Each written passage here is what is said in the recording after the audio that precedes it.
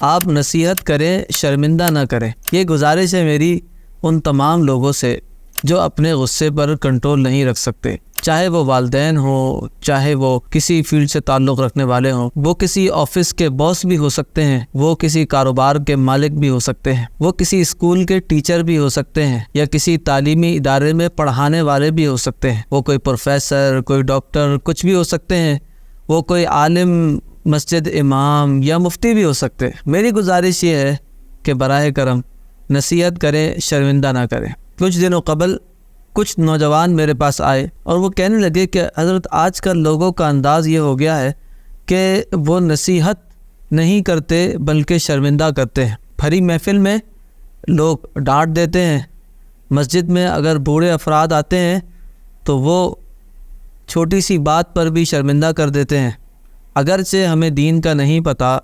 اگرچہ ہمیں دینی معلومات نہیں ہے، مگر اس کا مطلب یہ تو نہیں کہ ہمیں بڑی محفل میں ڈانٹا جائے اور ہمارے ضمیر کو مجروح کیا جائے۔ میں سوچنے لگا حقیقت میں یہ تصوف کے بھی خلاف ہے، یہ طریقت کے بھی خلاف ہے، اور سب سے زیادہ رسول اللہ علیہ الصلاۃ والسلام کے طریقہ کار کے خلاف ہے۔ حضور علیہ الصلاۃ والسلام جب نصیحت فرماتے تھے، صحابہ کرام مجمع میں موجود ہوتے تھے، آپ علیہ الصلاۃ والسلام اگر کسی کو بھی نصیحت کر رہے ہوتے تو پوائنٹ آؤٹ کر کے اس کا نام لے کر کبھی نہیں فرماتے تھے، الا یہ کہ اس نے کوئی شرعی جرم کر دیا ہو، بہت زیادہ کوئی مسئلہ ہو گیا ہو، مگر حضور علیہ الصلاۃ والسلام ہمیشہ عمومی طور پر اس بات کو ارشاد فرماتے تاکہ تمام کی نصیحت ہو جائے۔ جو شخص گناہ کرتا ہے یا غلط کام کرتا ہے یا کوئی بھی غیر شرعی کام میں یا ممنوع کام، مکروہ کام میں وہ مشغول ہے تو وہ سمجھ جائے گا، اور اگر وہ نہیں سمجھتا تو اللہ رب ذوالجلال ضرور اس کا مواخذہ فرما لے گا۔ یہاں تک کہ اگر کسی نے زنا بھی کیا ہو، یعنی کوئی زنا کا مرتکب بھی ہو گیا ہو، تب بھی فقہاء کرام نے یہ لکھا اور صحابہ کرام سے یہ منقول ہے کہ وہ فرماتے تھے کہ اس کی تشہیر نہ کرو۔ رسول اللہ علیہ الصلاۃ والسلام کی بارگاہ میں بھی جب اس طرح کا کوئی معاملہ آتا تو حضور علیہ الصلاۃ والسلام خاموشی اختیار فرماتے، اعراض فرماتے تھے، مگر آج ہمارا نصیحت کا انداز ختم ہو چکا ہے۔ یہاں پر مجھے ایک بزرگ کا قول یاد آ رہا ہے، وہ فرماتے ہیں کہ جب بھی تم اپنے بھائی کو نصیحت کرو، اس سے پیار کی بات کرو اور خاموشی سے کرو، کیونکہ جب تم نے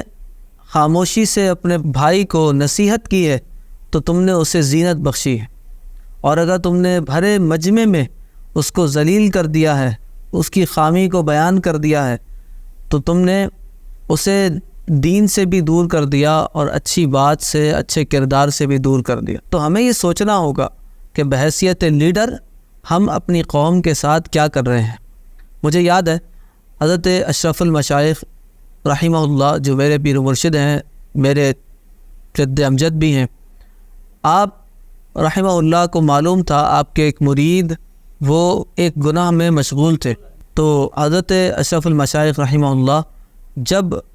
آپ نے اپنی نشست میں اس مرید کو آتے ہوئے دیکھا تو آپ نے اس گناہ کی مذمت کے بارے میں ذکر فرمایا، اور بہت ہی پیارے اور اچھے انداز میں اس گناہ کی مذمت کی، اور پھر دوسری گفتگو شروع ہو گئی۔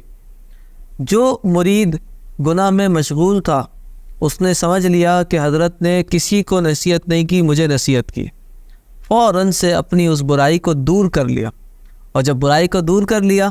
تو مشکلات آسان ہو گئی، نیکیوں کی طرف راغب ہو گیا اور برائیوں سے بچ گیا۔ تو اسی لیے نصیحت کیجئے، شرمندہ نہ کیجئے۔ دروازے پر دستک دینا مقصد ہے، توڑنا مقصد نہیں۔